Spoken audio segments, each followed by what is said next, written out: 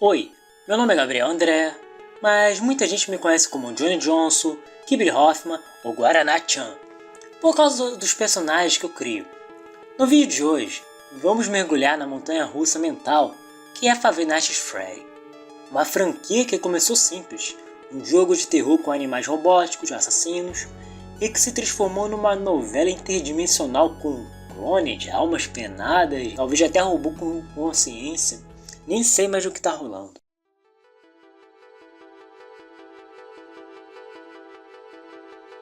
Lá em 2014, Five Nights at Freddy era direto. Fique vivo até as 6 da manhã. Um lugar escuro, barulhos estranhos e animatrônicos que te encaram, como se soubesse que você jogou sem fone de ouvido. Mas no fundo disso tudo, existia um mistério. Cartazes rasgados, fitas de gravação, nomes de crianças desaparecidas, nada era explicado de forma óbvia. E aí entra o charme. A comunidade de FNAF virou um playground para os detetives da internet. O problema, com o tempo, o mistério virou o jogo.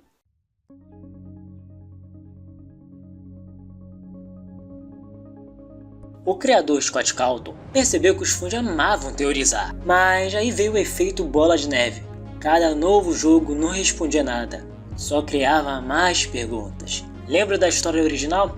Pois é, nem ela sobreviveu. De repente não era bem assim, tinha 2 sócios, tinha irmã ou filha, do nada apareceu uma garota chamada Vanessa, tinha pizzaria queimada, pizzarias com animatrônicos que tinham almas de criança e outros tinham consciência própria ou quase isso, e uma timeline que, meu Deus do céu, parece uma fanfic de viagem no tempo com trauma psicológico, porque não dá pra saber a ordem exata dos acontecimentos. FNAF virou uma franquia onde a pergunta quem é o vilão tem 5 páginas de explicação, uma planilha do Excel e um diagrama no quadro da sala de aula. Após o lançamento do 4º jogo de Five Nights at Freddy, decidi me afastar da franquia. No começo tudo era mais simples, um jogo de terror com uma premissa direta, assustadora, onde o mistério era um tempero extra, não o prato principal. Mas conforme a série avançava, a narrativa começou a se tornar cada vez mais confusa. Os minigames, que teoricamente deveriam esclarecer a história, faziam o oposto. Em vez de responder perguntas, só criavam mais dúvidas. A sensação que tive foi que a série passou a depender completamente das teorias dos fãs, sem oferecer nada concreto para sustentar sua própria história. Era como se o próprio criador tivesse perdido o controle, transformando tudo em um campo aberto para especulações intermináveis. Com o tempo, novos jogos e livros só aumentaram essa sensação de desorganização. A cada novo lançamento, mais personagens e tramas surgiam, como se alguém estivesse jogando ideias aleatoriamente e vendo o que colava. O que antes era uma história sobre alguns animatrônicos e um mistério sombrio, se tornou algo tão inchado e cheio de elementos desconexos que em certo ponto me senti assistindo ao crossover dos Vingadores, mas sem qualquer amarração à narrativa decente. A quantidade absurda de animatrônicos e variações parecia coisa de Freddy Fazbear Pudding, onde cada novo jogo precisava de mais bichos mecânicos para manter a novidade. E havia a questão de lógica. Como esses restaurantes ainda estavam abertos depois de tantas mortes e desaparecimentos? Como alguém continuava investindo dinheiro nisso? Chegou ao nível que parecia Jurassic Park. Tudo sempre dava errado, mas por algum motivo continuava insistindo.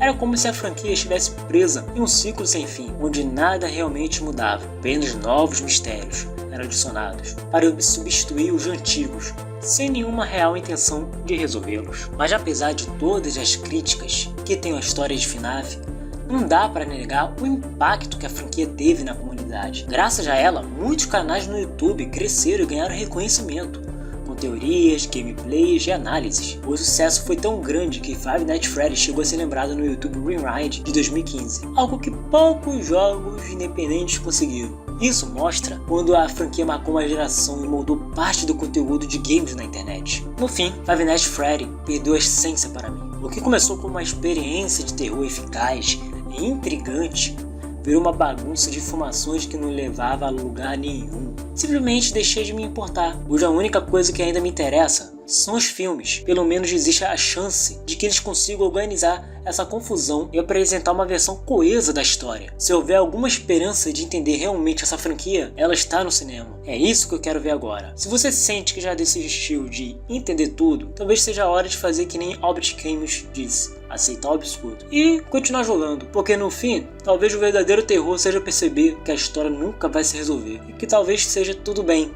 Bom, curtiram o vídeo? Então deixe seu like, se inscreva e comenta se você ainda tenta entender o FNAF ou só aceita o caos. Até a próxima.